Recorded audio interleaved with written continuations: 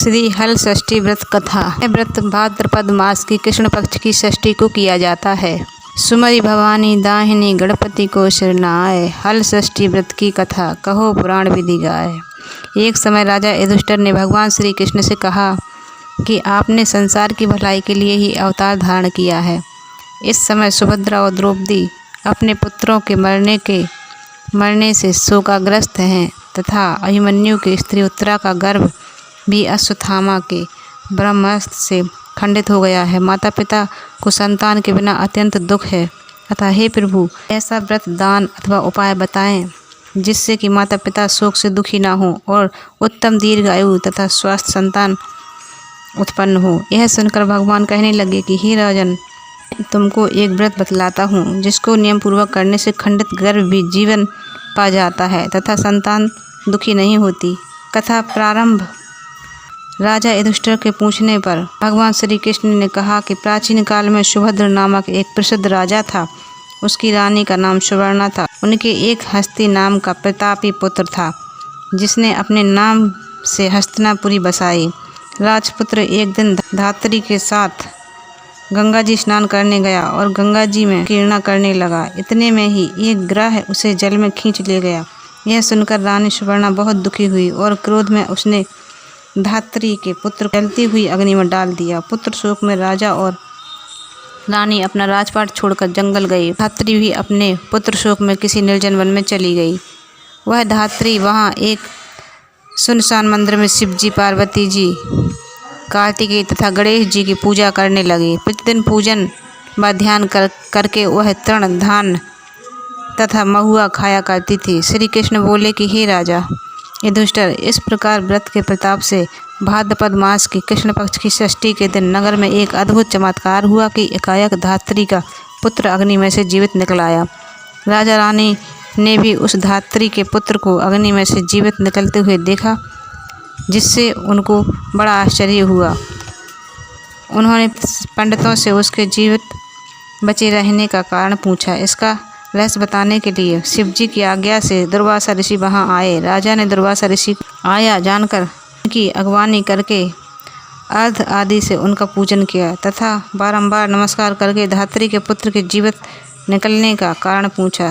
दुर्वासा ऋषि ने कहा, हे राजन, उस धात्री ने वन में जाकर नियम पूर्वक अति भक्तिभाव से शिव जी का, स्वामी कार्तिकेय, पार्वती जी एवं गणेश जी का ध्यान, पूजन, स्मरण, श्रद्धा सहित तथा नियम पूर्वक व्रत किया है।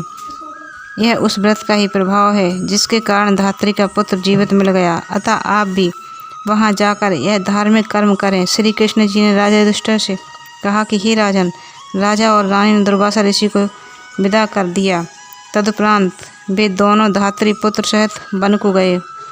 वहां राजा, रानी तथा धात्री पुत्र ने उस धात्री को भगवान शिव का कुश, पलाश ढाक के नीचे अति श्रद्धा के साथ पूजा अर्चना करते हुए देखा। राजा ने धात्री को उसके पुत्र से मिला दिया। धात्री ने राजा को इस उत्तम व्रत के महात्म को सविस्तार बता दिया। उसने कहा कि हे राजन, जिस दिन से आपके भय से त्रस्त मैं यहाँ आई हूँ, मैंने केवल वायु का ही सेवन करते हुए भगवान शिव, कार्तिकेय, पार्वती जी एवं गणेश जी की पूजा की है। एक दिन आधी रात के समय स्वप्न में भगवान शिव ने मुझे दर्शन दिया और कहा, तेरा पुत्र जीवित हो गया है क्योंकि तूने हमारा व्रत एवं पूजन बड़ी श्रद्धा तथा भक्ति से किया है। यदि तुम्हारी रानी भी इसी व्रत को विधि पूर्वक करे तो तुमको भी उस व्रत के प्रभाव से पुत्र की प्राप्ति होगी। भगवान श्री कृष्ण ने युधिष्ठिर से कहा, राजन, भादों के महीने में कृष्ण पक्ष की षष्ठी को यह उत्तम व्रत करना चाहिए।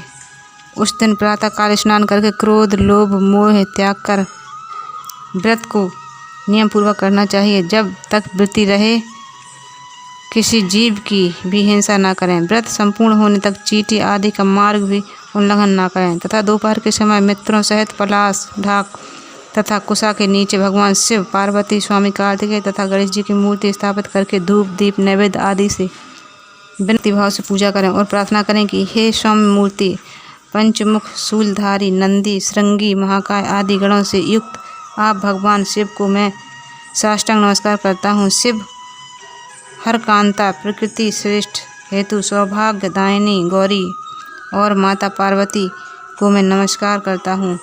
हे मधुरगान, हे क्रोंच, हे पर्वत, को विदीर्ण करने वाले राजकुमार विशाख और स्कंद स्वामी कार्तिकेय को बारंबार नमस्कार है।